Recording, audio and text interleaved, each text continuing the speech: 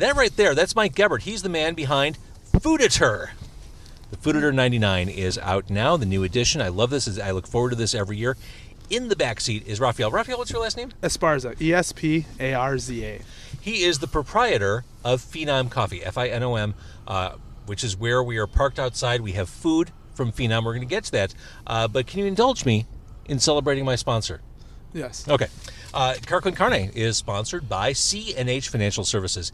Business owners, Rafael, are you tired of your hard-earned profits going toward paying expensive fees every time your customer pays with a credit or debit card? You are? Okay, so I can hook you up with these guys. I'm just saying. Put me in touch. I will. C&H, or we are happy to announce that our partners at C&H Financial Services have the solution. C&H is the fastest growing financial services company in Illinois as recognized by Inc. magazine. That's no small deal. Inc. magazine. That's not highlights. This is the real thing. INC or INK? INC. Ooh, yeah, that is a big deal. Is INK like a tattoo? It'd be a tattoo. And their patented technology allows you to eliminate 100% of the fees associated with accepting credit and debit cards as a form of payment. That's right, Mike and Rafael, 100% of the fees. C&H will also upgrade your business to the industry's leading point-of-sale system to streamline every aspect of your business for no cost. No cost. Visit freeprocessingnow.com or call 855-600-2437 extension 999 and start saving money today. I can hook you up, for real. Honestly, I'm saving that in my notes. I'll get you some information. Yeah, give me some info. They're my guys. It's Car Con Carne. Let's eat in the car. It's Car Con Carne. And now here's the star of our show, James Van Alstyne.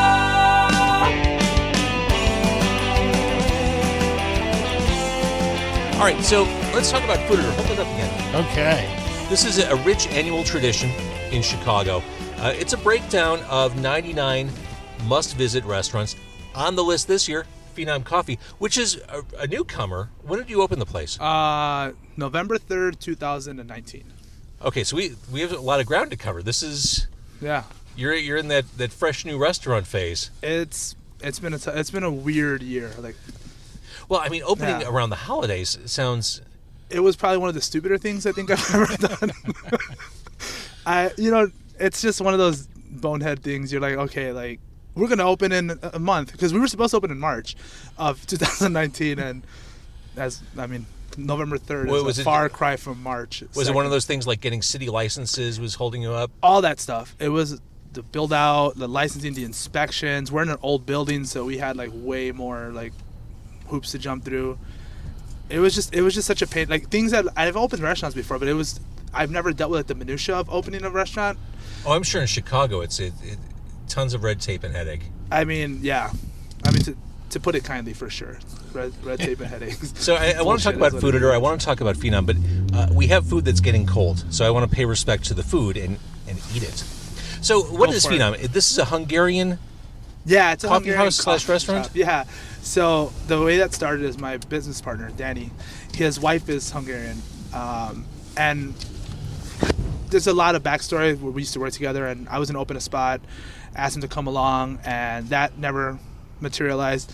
So one day he left his job. He was working as a corporate chef at Nordstrom, and he left his job and he called me and said, "Hey man, do you want to open a restaurant?" I was like, "Absolutely not. I don't want to open a restaurant. I fucking hate restaurants." I was done with restaurants at that time. And I go, "But I'm willing to talk about anything else. Whatever else you want to do, let's do it." So we met up at a coffee shop in Pilsen, the Jumping Bean.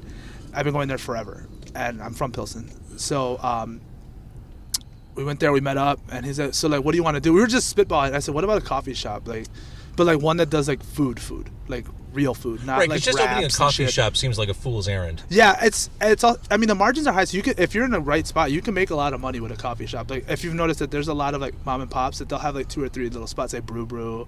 Jumping Bean now has 4 of them. I mean, it just seems like competitively speaking, for sure, a tough racket. But I mean, yeah, for sure. So we wanted a neighborhood that was kind of No one's really doing anything in the neighborhood. Sorry, Irving Park. No, it's true. I mean, the Golden Nugget is all I think of when I think of this area, traditionally it's like, speaking. Yeah, seriously. And then like now you have Chicago Taco Authority. Sorry about that. CTA. Yeah, it's good stuff. Eris and us, you know what I mean? Like we're all like kind of ground floor of this. Yeah. So I was like, I'll do a coffee shop, but I want to do real food because I'm tired of going to coffee shops and eating like wraps. And Yeah, so, which, you know, no offense to, I love wraps. I eat wraps a lot, but anyone who loves wraps, I'm sorry. But something beyond a wrap or a pastry seriously, of some sort. Yeah. It's annoying. And I mean, and they're expensive as shit. Like you go there, it's not $3 wrap, fine, I'm in. Let's go. You know what I mean? But $8 for a tortilla and like spinach, that's ridiculous. That is ridiculous. It's annoying. And I was like, dude, like why are and I was just watching people fork over money for shitty food. And seriously, it was insane.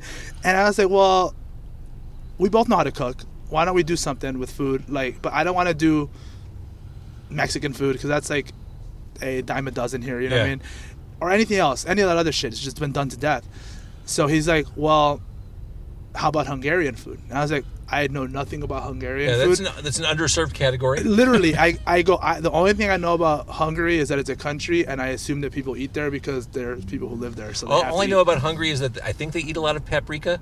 So much fucking paprika. It's something I've learned the hard way too. It's in everything. You cannot get away from it. And as we started doing the food, I was like, okay, like this is kind of familiar. It's cumin, paprika, onions, peppers. We do all that in Mexican food too, so it's just flipping ratios and the rest is kind of history. But also back to that point, he said, well, if we do it, it's really home style food. Because, you know, I worked in some fancy spots, so like Momotaro, a couple other spots, Shibumi in LA. So like a lot of like finicky stuff, which is kind of in the DNA now. But I was like, if we're going to do like that kind of food, like rustic, air quotes, let's go to Marie Jean. He'd never been there, and I said, this is how I want it to look if that's how we're going to do it.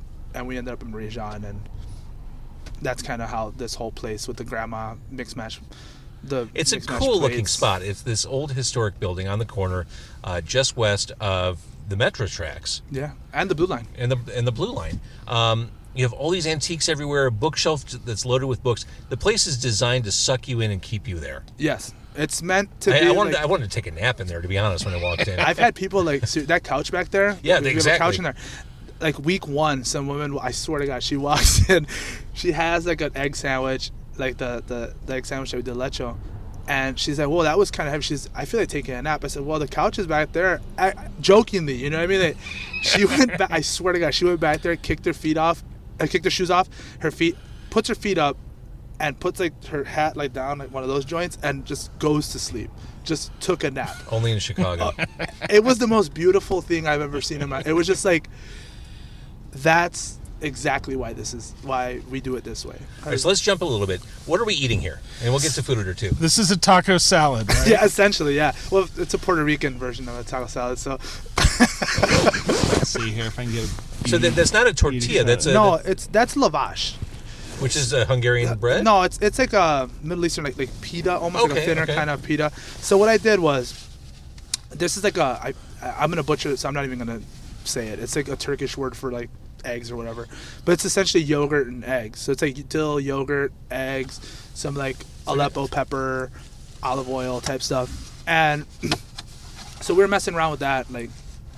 Here, can I have the bottom one? I'll give this a shot. Yeah, we were messing around with like those kind of things, and I was like, okay, like that's cool, but let's do something fun with it. So this is what I really like about this place and why I think you're the very last place I went to get into last year's book, because it was, you opened up and I'm like, this is kind of weird, maybe kind of crazy, but at the same time, it's just weird enough. Yeah. So thank you, by the way. Just weird enough. That's like the ultimate compliment, I swear to God. Well, yeah, I want places that have personality. Yeah. I want them to be, about something. And Puerto Ricans making Hungarian food with, enough flowers for a fancy place like Entente or something. Yeah. Hit the. Also, I'm not Puerto Rican, but I'm Mexican. You're Mexican. As fuck. Oh, that's right, because I called you Puerto Rican on some other radio show. Yeah, and have still not sufficiently atoned for it, apparently. Oh, I give him so much shit. Anytime I see I see a post, I'll put the Puerto Rican flag emojis. It doesn't matter. Yeah. I think when you put us in this year's book, I put on the story with a bunch of Puerto Rican flags and little frogs. It's just like, it's whatever. It's fine as long as the food's good. The lardon, the smoky little Piece of bacon. French word for bacon. Yeah. Is that what that is? Yeah, it's bacon. So what I did is I took some Hungarian bacon, which is like super smoky. Like we use this for the head marrow toast, right? So we use this to give it smokiness. I like it. It's nice, right? Mm-hmm. It's like super. Like too much of that is like it's a smoke bomb. You have to use it sparingly. I mean, I literally gave you guys about 25, 30 grams of it. Like it's a lot of smoke for that. So what I did, even with that, it's a mild tasting dish. Yeah, it's super. It's like I don't like heavily like crazy seasoned food. Like it's one of those things that like it comes from like that Japanese cooking background where everything's super like balanced. There shouldn't be one note that's like really hitting you in the face unless it's wasabi. Because you're Japanese as well as Puerto Rican. As well, Japanese, Puerto Rican, Mexican, it's just a whole maritage, right? No, but working in Momotaro, I learned a lot about like balancing stuff like that. You know what I mean? Like kind of mellowing certain flavors out. And, like not everything has to be like if you put spice in there, it shouldn't just be hitting you in the face, right? It should like kind of enhance the dish as opposed to like overpower it. So with this one, it's a natural enzyme, active bacteria yogurt, dill, a little bit of garlic, lemon juice, and smoked codfish roe from Rare Tea Cellar. Fold that in there. And that's what's so beautiful. I mean, this is a place where, I mean, this is a new item, but what's it going to be, $11 maybe? Yeah, maybe like $10. Yeah, $10. And there's all this, high-end training in it, but at the same time, it's basically, it's a simple dish. It's yogurt and an egg and bacon in it. Yeah, it's like, I hate the word like elevated. Cause that basically implies that it wasn't shit until you discovered it. You know, what I mean? It's a super like it's like this food has been around forever. Like we're not doing anything that is super like revolutionary except for putting really nice greens and flowers on it. You know, this has been around forever. Like, I mean, except for I made it into a taco shell, the lavash, but that's like one of those like taco salad shells. And the point, and you're doing it the right way too. You're eating it and then you eat the lavash afterwards, kind of like. I love anytime you can actually eat the bowl. Yeah. Dude, it's like Panera bread bowls. Like that's another one of those things. So I was like, yo, pumpkin patches and Panera, they've got the formula. Like, and they put everything inside of bread. It's just hollow out a loaf and throw chili in it, and you can do no wrong. All right, so James was asking about marrow toast. Yes. Yeah, we so were tell him inside. what marrow. I saw that on the menu, and it got my interest. Yeah, that's the one that everyone's eyes drawn to, mostly because it's like marrow. But like the misconception is that it's bone marrow. It's in Hungarian, like the word for brain in Hungarian loosely translates to head marrow. Like, I mean, it makes sense. It's inside of, right? So it's veal brains, chicken livers, that bacon there that we kind of cook down, like make it into a pate. And then spread that over some sourdough, add watermelon radish, some celery, microgreens, mixed assorted greens, depending on what we get from the people who grow it for us, the closed loop. So they grow a lot of greens for some nice restaurants, and Adam's a homie, so he sends us like a nice box of stuff. And so the greens will change from time to time. It's never really the same thing. It sounds intimidating for someone walking off the metro stop and walking in. It's intense, man. I mean, like veal brains, $8.99. It's intense. You know what I mean? It's intense, and people. But like we price it accordingly, so it encourages people to like experiment. Because if something's like $9, you're not gonna be super pissed if it sucks. But if it's $25, you're gonna be mad. You know what I mean? So it's like, all right, cool. Like we've priced it so to make experimentation kind of like feasible or even like approachable. And I think like that's another thing that really like. Doesn't upset me, but it's super like shitty that restaurants do that. Like, I understand margins. You know, I worked in restaurants for a long time. I get margins, and I understand how food costs and how stuff works. But like, you don't have. I mean, our overhead is so low. We pay like nothing for that place, which I probably shouldn't say that because now they're gonna raise the rent on us. But we don't have to like. I mean, we could, and I've had lots of my friends who work in restaurants come in like, dude, you should like double the prices people to pay. And I said, just because they could doesn't mean I should. You know what I mean? I'm not going to do that. No, seriously, it's a shitty thing to do. I agree. And again, it's a coffee shop. Like, I'm gonna feel like an asshole charging somebody $30 for a dish. You know what I mean? Like, and $2 for coffee. So it's like, right. It's like you're coming in to have coffee, and oh, here's cool food. That's always the draw. You know what I mean? Like the coffee's first, and the food is kind of like. Mm-hmm. It is just a nice, comfortable place with cool, adventurous dining going on. I'm getting a little bit of a bite. Is this just pepper? It's Aleppo. So what I did is, I brushed the lavage with a little bit of butter, Aleppo, and some salt. Explain Aleppo. Aleppo, it's the crushed red pepper. That's all it is? Yeah, it's red pepper. Where's Aleppo? I want to say the Middle East. Yeah, I know. It's Syria. Is it Syria? Is that where it is? That was a 2016 election comment. See, this guy, he goes deep with those. We were riffing on Green Acres earlier. He had some good ones. But yeah, so we do it's just Aleppo butter, and then I took some of that just because I like the colors. I added a little bit of butter powder that I also get from Rod, and I made a foam out of butter powder, Aleppo pepper that I just kind of just like let it soak in water and then strained it. This gets more interesting once I get past the egg and the yogurt. Right?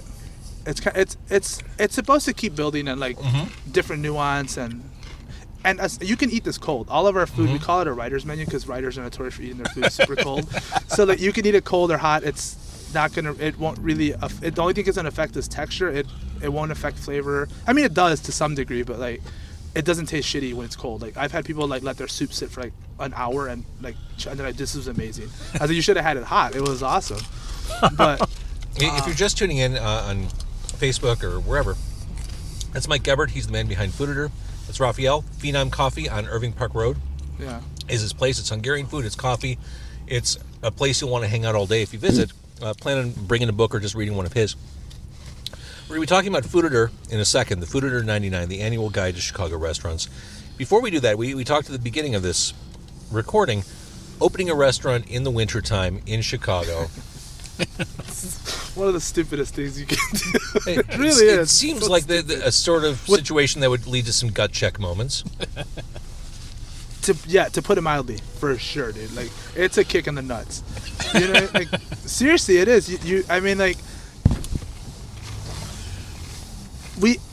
I mean, we're from here, so we account for cold a little bit, but like, you can't account for how other people deal with the cold. So it was the first week was insane because it was new and it made some headlines with, I don't remember, Block Club or something wrote about it, and we were just expecting to kind of fly under the radar, just chill, do our thing, and like whatever, just kind of grind it out and hang out and not have to be beholden to anyone or have anyone as a boss. And it was crazy that first week or two. Then it kind of just died down because the polar vortex came like immediately after that. And yeah, dude, it was a couple of $25 grossing days. It sucked. It was bad, but I mean, like, live and learn. I'll never do that again. And you're here. It's open now. And you know what? And I'm not just saying that. I've said this to Michael in private. I've said it to anybody who asks. Michael put us on the map. Like, thank you. I've said it to you. Don't act surprised. Yeah. I've said it to you in person a bunch of times. And every time I see him, Block Club put it on my map, and then I noticed it. But I mean, like, but you do that blast, so you send it out to all the food people, and then we had Steve Dolinsky come in. That fucker's been everywhere. He's everywhere. We were just talking every about that. restaurant I walk into, I see his mug. You go to the Himalayas at a small shack, and you eat. His picture's gonna be right there. He's everywhere. And so Dolinsky we were talking about there used to be a Polish place on the far south side called Zalis, and as you walked in, there was a picture of John Paul II, and under it was Dolinsky's headshot. So that sounds about right. Yeah. I always call them the two popes. Yeah. I was going to call him the Pope, but I wasn't going to let you tell that story first. But, sorry. And here's the thing about Mike Gebert, the man behind Fooditor, the food writer whose work I have loved for years. You know the most arcane trivia about food, Chicago dining, chefs. I mean, your brain, if I pulled apart your brain, I'd find all kinds of crazy shit lost to the ages. And if you made marrow toast out of it, you'd absorb it all. Bring it here. We'll get some. We can get a couple servings out of it, I'm sure. Let's jump to the Fooditor 99. Where to eat and what to eat there. For people who don't know Fooditor, and we talk about this every year, but time for a reset. Explain the philosophy behind the 99 restaurants that make your annual book. Well, I was just thinking, everybody has their recommendations, and Jonathan Gold, the great food writer in Los Angeles, who's since passed away, had published a list every year called the 101, which was punning a little bit on the fact that they had the highway, the 101 highway out there, which means I really should have called it the Fooditor 9094, but I just couldn't do that. Yep. Anyway, so I thought, 99 is a catchy number. It's a number that I could actually write up my favorite places, that many of them in a year, without driving myself insane. It's not the Fooditor 1000, right? And so I could say as much as I wanted to say about each place, which could be a couple of lines or it could be 4 paragraphs, as to why you should check it out. And I just really focus on the places that to me have personality as well as really good food. They have somebody who's pursuing a particular vision of whatever they want to make, whether that's hot dogs or a fancy meal. It's just that guy who really is into it and does it really well and all that. And you just want to support it because the enthusiasm and the uniqueness of the feel is there. And, so Hungarian coffee shop run by Puerto Ricans, was right up there. Sold. That's your elevator pitch. And, and it's like Kimsky last year. Juan is Korean, works with Edmar Marzowski, who is Polish and Korean. And so they do, this Kopo food. I mean, that's another great only in Chicago. I already feel like I'm in the weeds with this conversation. the names, the cuisine, I already feel like I'm But, super deep. Korean and Polish, they go together because they're both about dumplings with pork in them. So why makes not? sense. And pickled cabbage. And pickled cabbage. Yeah. So, that's what's beautiful in Chicago is these oddball combinations become perfectly natural here. So that's a lot of what I like to celebrate. I mean, it's just whatever someone is pursuing their vision and making it possible, and also getting you out in the neighborhoods. I mean, we're talking about how this is not anybody's idea of a culinary destination, this area, but it's cool it's just part of the city. I mean, it's a real workaday part of the city, and this part of the city has been screaming for some sort of revolution. I mean, there's some really lovely houses around here, and I'm sure those people who have those lovely houses like to go out for a nice night of food. Yeah. I always try to steer people toward, because we're all open during the day, so I steer people to Eris and my other gem, Community. I love Community. Yeah, that's up in Portage Park. Yeah, literally right down the street, about 15-minute walk from here. But you're right. I mean, people around here, they have money. The houses are beautiful, which implies they're not cheap, So they have to schlep down to Logan or Restaurant Row to eat. And so it's nice to see more people doing stuff here, catering stuff. These, like you said, they've been forgotten. Nobody thinks of the Northwest. People think this is like a suburb. When I tell them I'm in Irving Park, I swear to God, I'm like, is that a suburb? I was like, you gotta go north of Roosevelt, man. For real. Well, I tried to think once, what's the most famous restaurant on the Northwest side? And I was stumped. I finally decided it's Superdog. Yeah. Oh, wow. You know, but what's number 2? I don't think there is one. Red Apple down the street. Yeah, really. The Polish buffet. Oh, man, I forgot. Yeah. Wow, so, Finom is new on the list this year. What else is new? Mr. D's, was that a new addition this year? Yeah, I added Mr. D's. I mean, that's a place that's been around forever. And I even included it last year. There was an appendix of classic old school places, but it's gotten a lot of attention lately for some reason. There's been, just a lot of talk on Twitter and other places about it. So I thought, what the heck, give Mr. D's a focus there. Here's the beauty of your book, of Fooditor, of the ethos of Fooditor. Your criteria allows you to talk about a place like Schwa, but it also allows you to talk about a place like Mr. D's. I mean, everyone's covered on this. Yeah. I mean, it's whatever's good in whatever category, because we all eat all kinds of things. You know, we're not, presumably not jetting around to all the Michelin restaurants. So there's going to be the day that you want to have a nice night out, and there's going to be a day that you want pizza, and it's all good. So for contrast, you take all your own pictures for the Fooditor. There's a picture of Mr. D's in the book. Literally, the place looks like a shithole. You drive down the street, you're not thinking, here's somewhere I'm going to take the wife and kids. Right, no. It's, like, of all the places to include a picture of in this book, trying to find it of here, all the lovely facades in the city of Chicago. Why can I not find it? I don't know. I think but it's you chose that to include in the book. It is so quintessentially Chicago. I mean, yeah, here it is. There it is. When I went in there this last time, you know, half the people in there are wearing reflective work clothing. Uh-huh. And it's like, that's Chicago. It is It's Chicago. all those, you know, streets and sand type guys out there enjoying a really good steak sandwich with fresh cut fries. I mean, probably the best fries in the city. I think That's a bold statement. Nick Kindlesberger said that in the Tribune, and I'm not inclined to argue too hard. Although I kind of think the best fries are you order chicken at the Athenian Room and the fries are under it and soak up the chicken fat, and but the chicken is just kind of delivery method for chicken fat to the fries. See, similarly, I like Rick and Benny's, how they serve the buffalo wings on a bed of French fries. Yeah. That's a plus for me. But staying on Mr. D's, Yeah. which is legendary, you talk about the fact they serve RC, and then you follow up with, do I even need to point out that they take cash?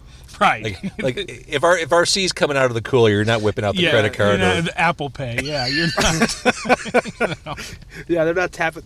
You're tapping your phone to a piece of cardboard. My friend. Right. It's not They're doing like, anything for what you. are you doing? Yeah, look at you like you're crazy. See, another thing. I want to talk about trends. A couple new additions this year. Fried chicken. I thought we were over the chicken hump.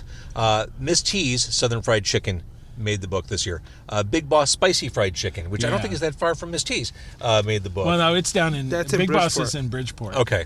But still. Yeah, well, lots of chicken. part of it is just because my son wanted fried chicken one day, so I look on Grubhub, and there's Ms. T's over in Wrigleyville, and it's like, okay, black soul food fried chicken coming from Wrigleyville, I got to try that, and it's pretty good.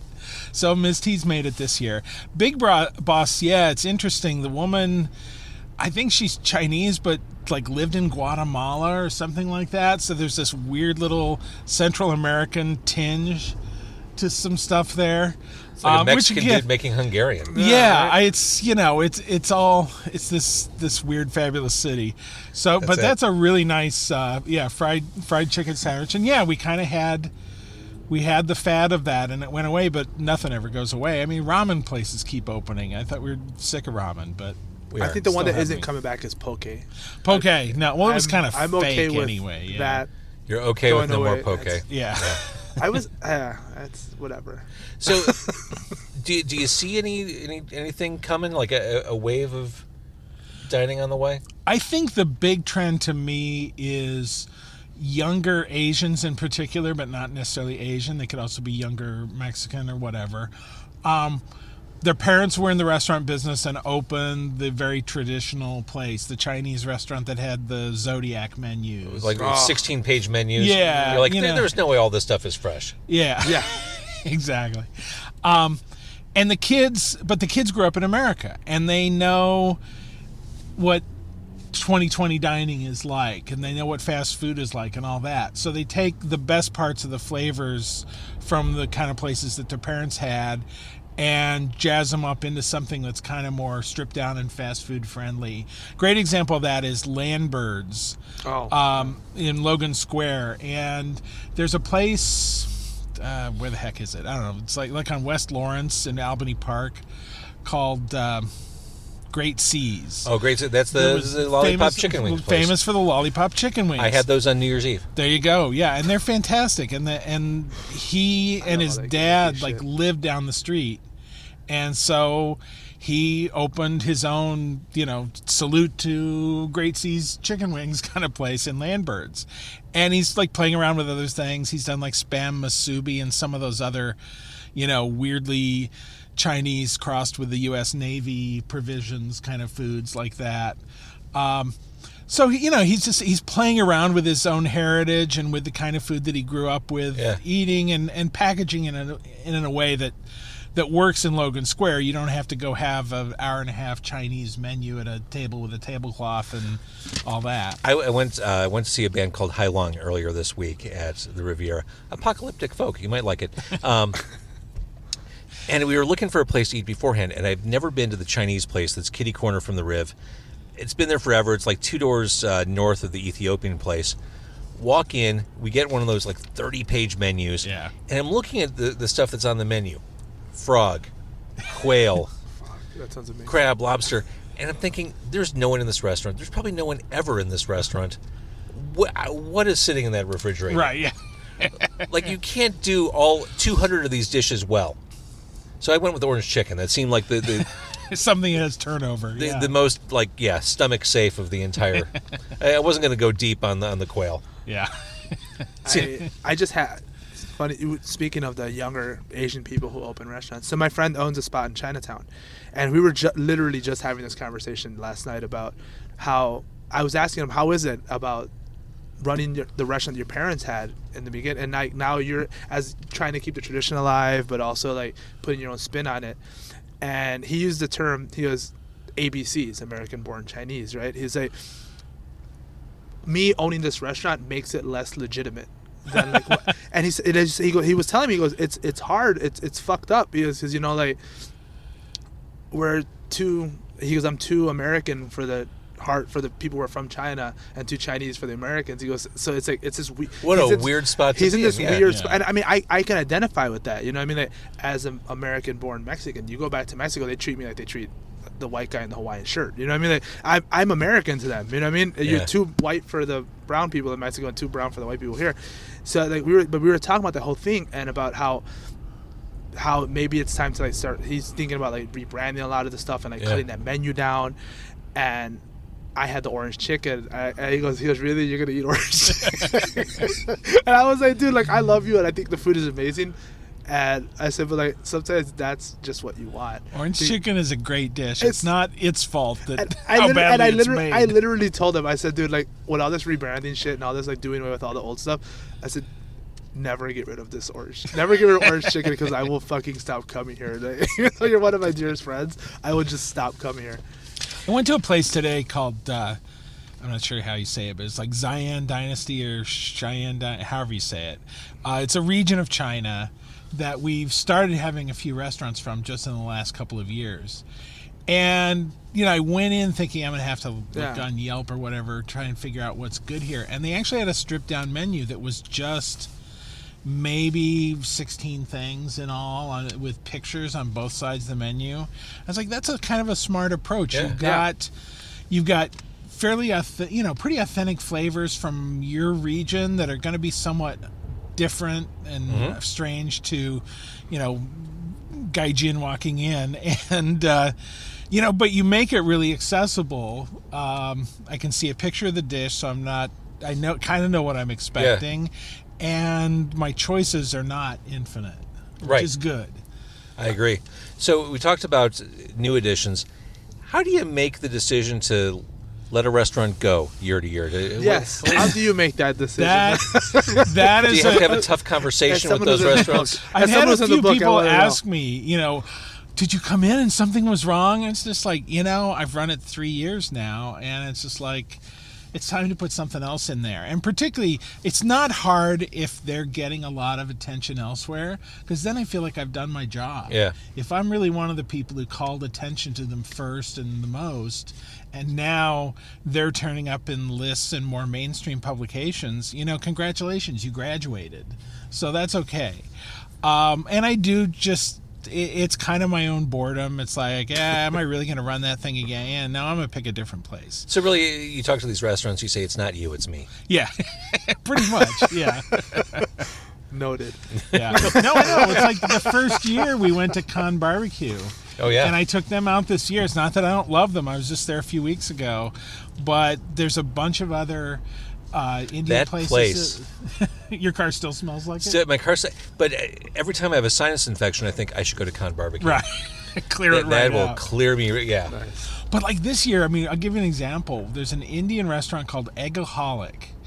And it's focused on this drinking That's not a real food name, in is it? Gujarati, which is a region of India. So first of all, it's cool that it's specific to a region. I think it's cool that you're saying this shit without reading notes. Like, I thought he was looking at the book. I can't see. No, I'm. I was like, wow, that's. But yeah, so Eggaholic has all these dishes based on eggs. It's apparently what you do. That's their street food. It seems very impractical street food to me to fry up an egg and mix it with some other stuff. for real.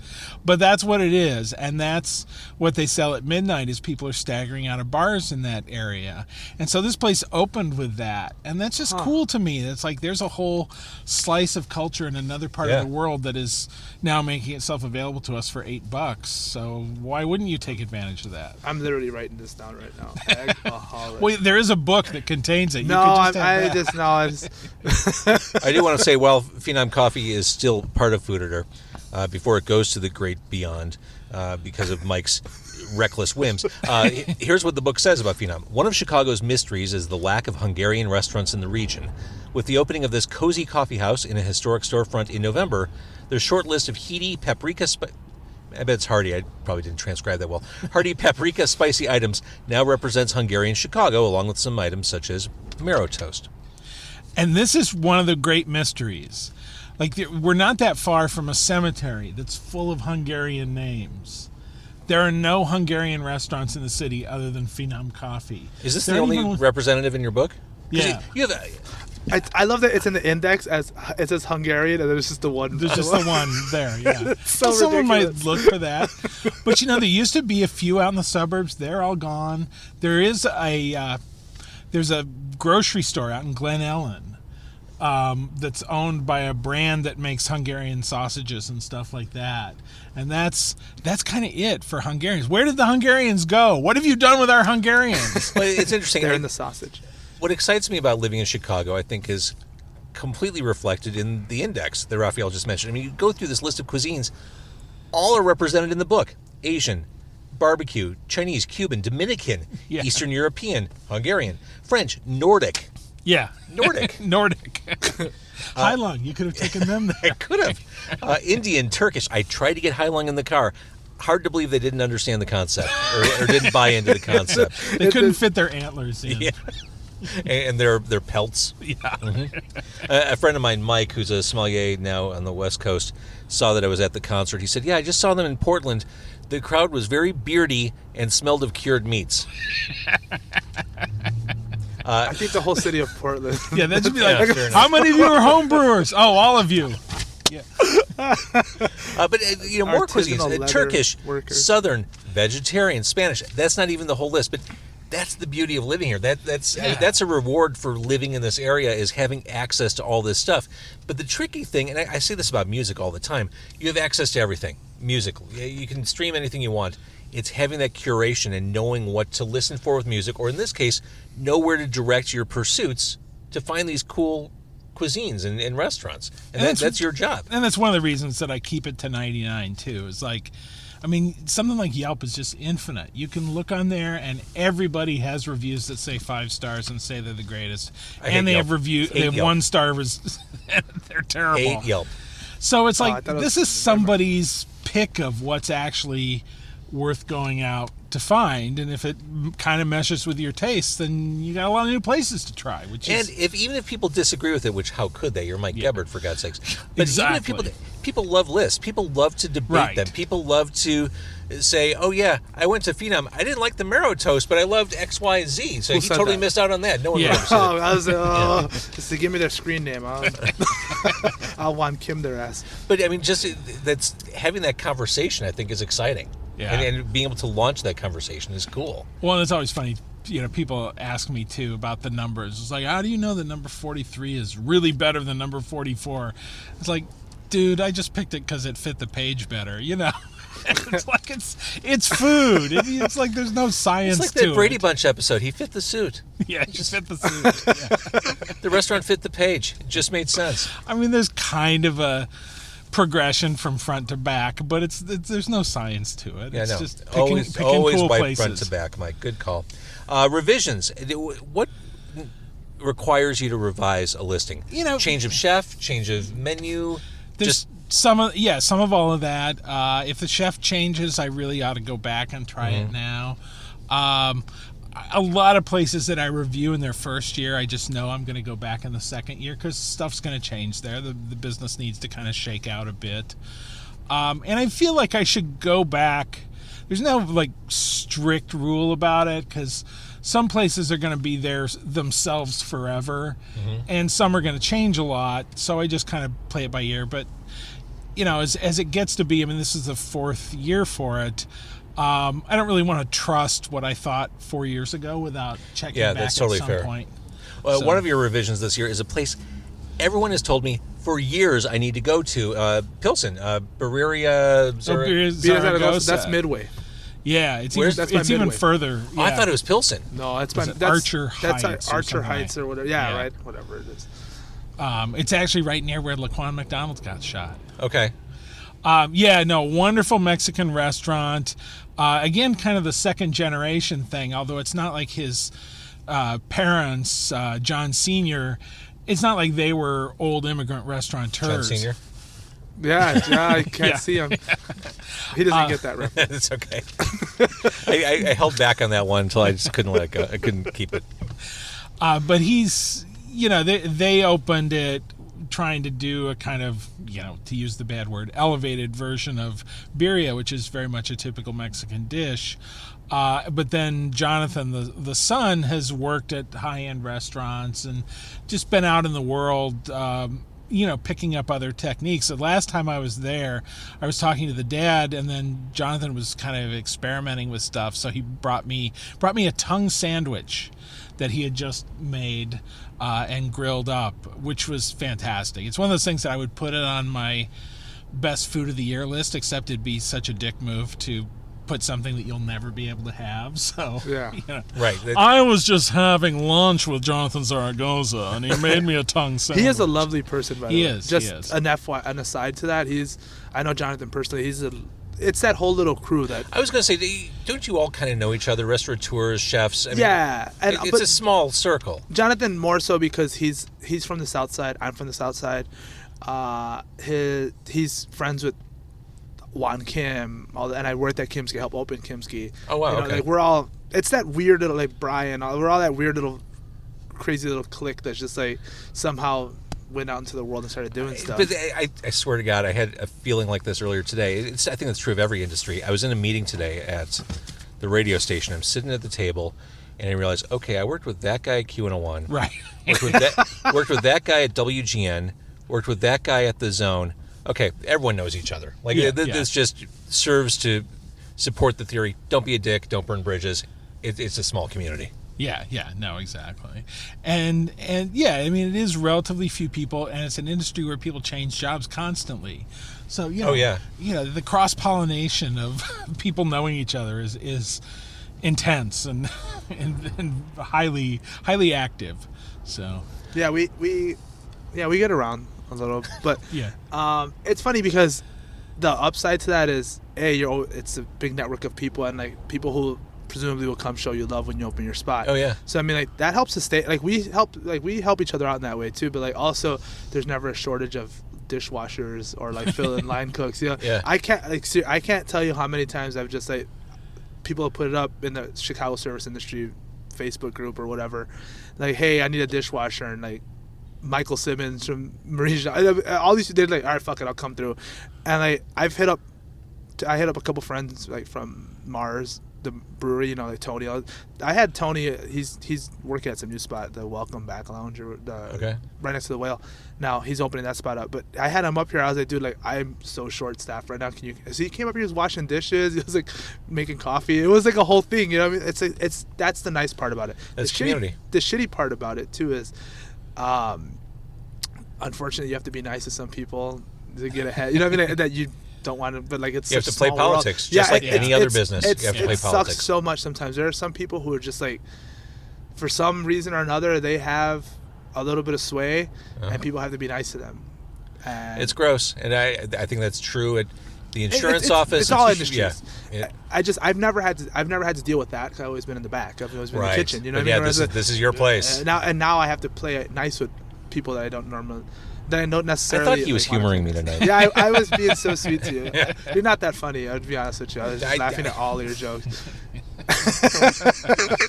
And thus concludes Carton Carne. We're skipping right to the next episode. That's right. What is the next episode? I'm not even sure. Oh, I know. The guys behind Ritual, the non-alcoholic whiskey and the non-alcoholic gin. That's a real thing. Entrepreneurship happening right here in Chicago. Dry January. Seemed like a great guest idea. Yeah. Chicago entrepreneurs, non-alcoholic. I've never had alcohol in my whole life, like never, not once. So to me, it's just gonna taste like whiskey. I don't know. I wouldn't know. Wait, the I can't tell. You're not being facetious. No, seriously, I've never had alcohol in my whole life. Wow. Up until this year, I've never even smoked weed up until this 2019. Before it was legal, I don't give a shit. It's statute of limitations. It's fine. But that's not how the statute of limitations. No, I don't know how it works. Now. I thought it was an actual statue. For a long time. It's like, here's the limitations. Right. You have to race to it and touch it. Touch it, and it's safe. But I've never had alcohol. Never, and it was funny because now that the trend is leaning more towards like sober chefs. But when I was coming up, it was clearly the opposite. Oh, I'm sure. I've seen people like do coke and stuff on the line, and like it was a whole wild scene. But I never wanted to do that. And not because it just was never a thing for me, but the drinking thing is always the one that really like the drug scene. People are like, oh, it's cool, but you tell me you don't drink and it blows everyone's mind. Oh yeah, like, what? Yeah. I don't know. To me, it was never. It's never like thought saying about you it. don't wear shoes. Yeah. Or I just wrap my feet in palm leaves. by the way, the members of High Lung all barefoot on stage, as you'd expect. Shocking. As you'd expect. All right, so sponsored by Tenactin. Carton Carne, sponsored this week by C&H Financial Services. Finom, Finom, Coffee. It's on Irving Park Road. What's the exact address? 4200 West Irving Park. 4200. It's right past, we said it, Metra, Blue Line, Kennedy. What a great location. We're parked on the street, no problem at all. But if you're in the area too, why wouldn't you stop here before work for coffee, after work, make a meal of it, make an evening of, or late afternoon of it. Yeah. Love the place. Thank you for your hospitality. Thank you so much. Thank you for the food. You talking to me and eating the food in. Fooditor 99. This is something I just love and adore every year.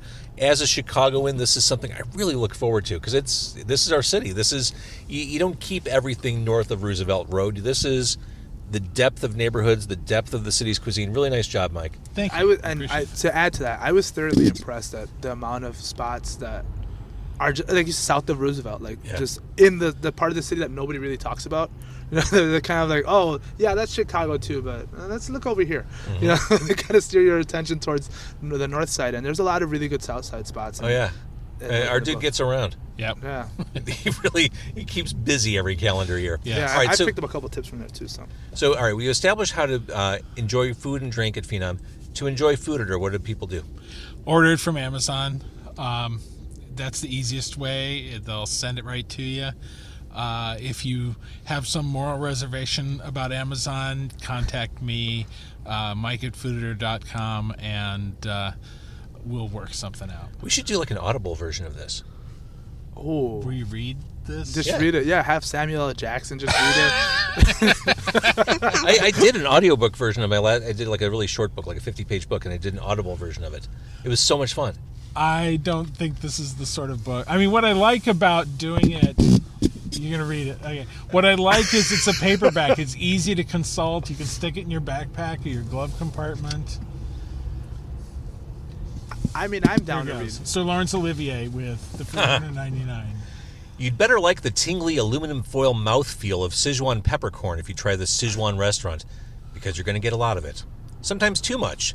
The Dan Dan noodles tasted like they'd been doused in aftershave. Wow, I can see why they made the list. What the fuck? Which was too bad because the chewy, irregularly cut noodles were really good. Okay, there it is. There's a little bit of medicine with the sweetness there. Uh-huh.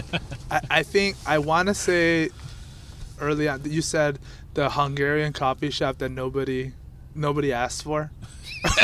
Did I? Yeah, it was kind of one of my favorite. It's like one of I those just printed that shit up. improbable things. I yeah. printed it up and it sat. I swear to God, it was up there forever. I don't know what happened to it, but it was like right on that wardrobe thing that we have there. I taped it right there. And Michael Gebert, the Hungarian coffee shop that nobody asked for. That's fantastic. It's like one of my favorite quotes.